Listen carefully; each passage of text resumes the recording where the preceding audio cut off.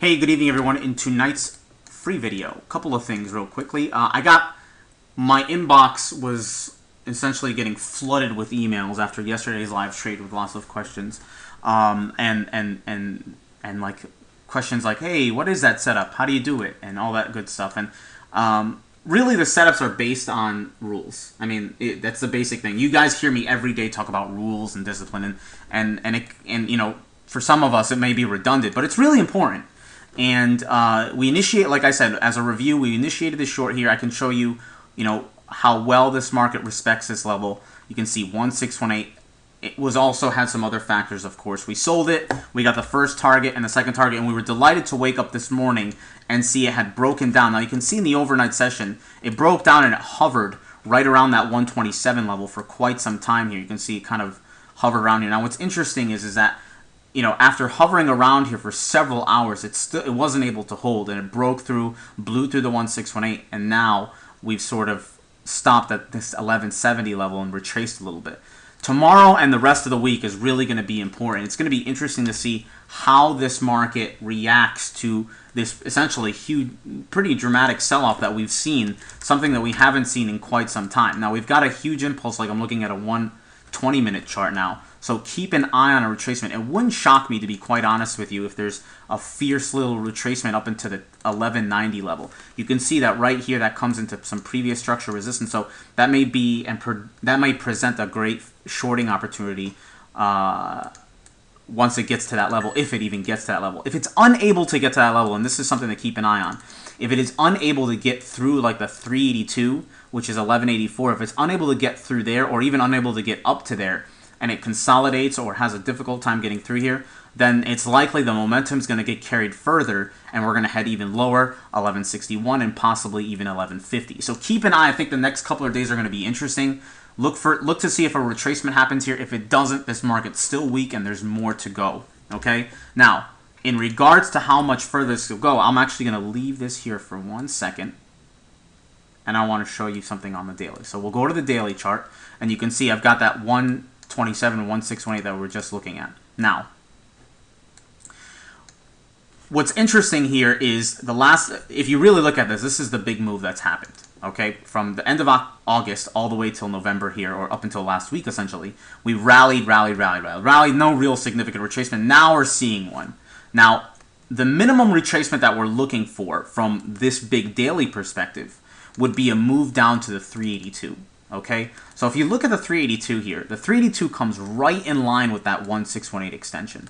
So if this market is able to continue moving down more, keep an eye on this 1150 level. I think that this may be a level where the market may at least hesitate and maybe try to pop back up. It's going to be interesting. And, as days continue to move on and the weeks move on and November wraps up, this area right here, I believe, is going to be it's going to be a real fight between the bulls and the bear. And the biggest reason is the monthly chart, right? We've looked at the monthly chart, we've looked at the weekly, but the monthly is really, this is the most important monthly close, in my opinion, that probably has existed in the last couple of years. And the biggest reason is where we are. We're at this huge double top area. It's right at the 618 on the monthly chart. And right now, the bears are winning. Now, what do I mean by the bears are winning? I mean that the bears so far have not allowed the market to really close above here. Now, obviously, it can't close until, the end of next week or the week after. But if this were to close today, this would be a huge win for the bears. And if it closes above, it could be a huge win for the bulls. So the next couple of weeks here, expect a lot of back and forth. And you're going to probably see some considerable pressure one way or another. And I think this month is going to end either clearly above here or clearly below. And so far, it's clearly below. So keep an eye here. And this is why the day-to-day, I think, is going to be fun and interesting. But the bigger picture to look at is the monthly chart. Speaking of monthly charts, I got a lot of other questions about Apple. And I got some tweets as well, people saying, oh, look at that Apple call that you made. What do you think of that? And to be quite honest, it's something that we were looking at from the beginning.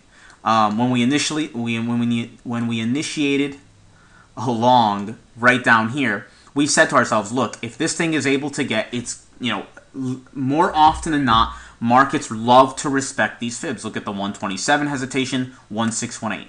Now, I've heard people say, look, Apple's, Beatles and all that, they're going to sell more music, look to go long here. And I'll be quite honest with you. I'm not saying that going long is wrong. I'm just looking at this from the perspective of ratios. Our perspective and my perspective is watch out. I think Apple is going to retrace. I think the minimum retracement, you could look at a weekly and you could say the minimum retracement that at least I'd be looking for is a move down to this support level around 270, 280, 270, 260s. If it blows through there, then look for a more serious retracement. But right now, I would not say that the probabilities are in your favor that it's going to go back up. It might.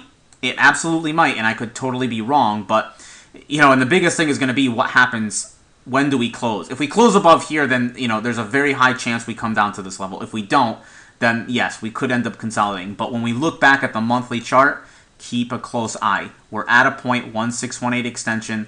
That 1618 extension tends to be a very, very good indication, especially when you have RSI overbought like this.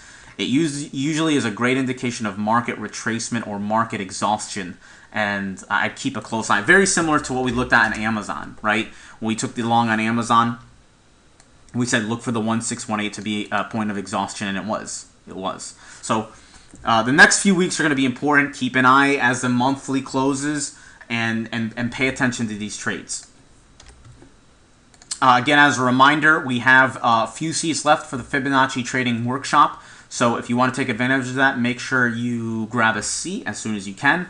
And one last thing is tomorrow we're doing a free webinar. Now the webinar is being sponsored by one of our affiliates. So I will be posting a link to the free webinar tomorrow on my Twitter feed.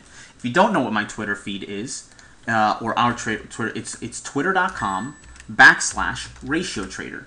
Okay, so you can join there and then look out for a link for tomorrow's free webinar, and more information again will be posted on that soon. So hope that helps, and we'll see you guys tomorrow.